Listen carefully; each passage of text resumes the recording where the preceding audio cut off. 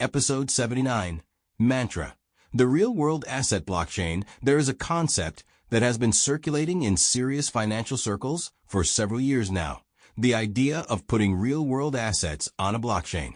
Not speculative tokens, not meme coins, but actual things: real estate, government bonds, private equity, fine art.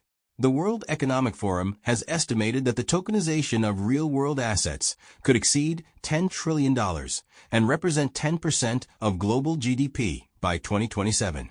Mantra is one of the blockchains built specifically for this. Welcome to Crypto for Beginners. I'm Robin. Today we are looking at Mantra, also known by its token symbol OM, a Layer 1 blockchain designed to bring regulatory compliance and real-world asset tokenization to the crypto world. What is Mantra?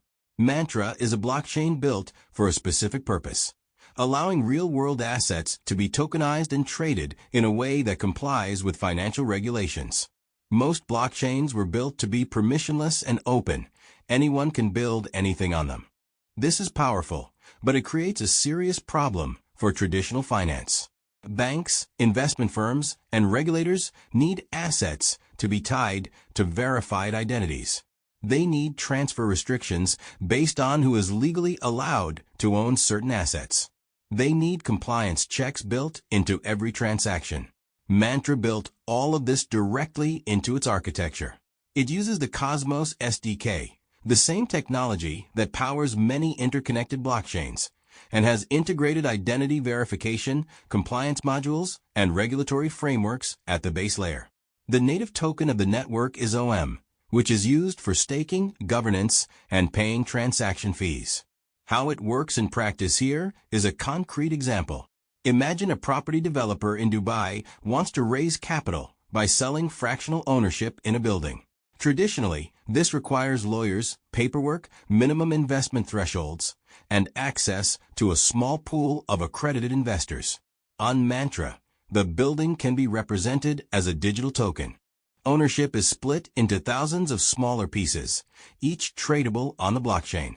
The compliance layer automatically checks whether a buyer is legally allowed to purchase in their jurisdiction, enforces any holding period requirements, and maintains an auditable ownership record.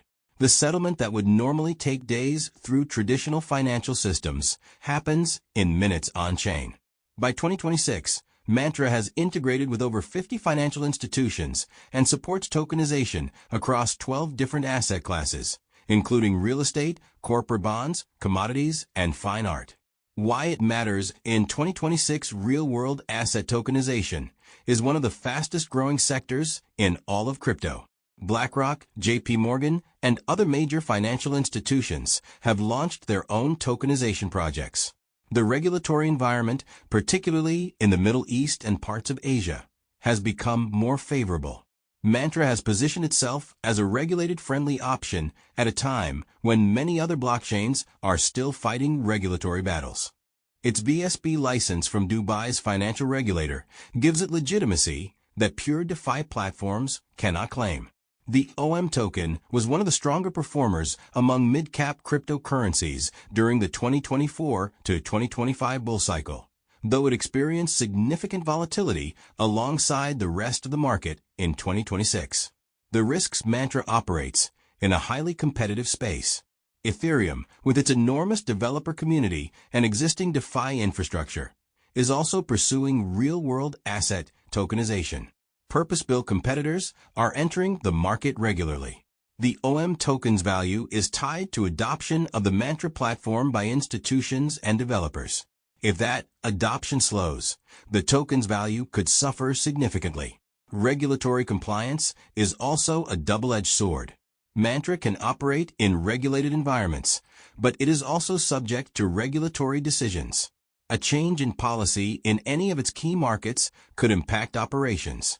The takeaway: Mantra represents a serious attempt to bridge traditional finance and blockchain technology through regulatory compliance. It is not a meme coin or a speculative bet, it is infrastructure.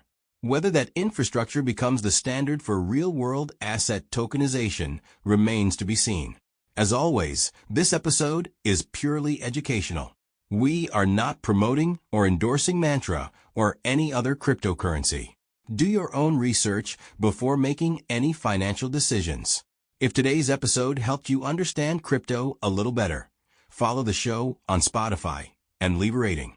It helps more beginners find us. Next time on Crypto for Beginners, how to buy crypto for the first time, a beginner's guide. That's next.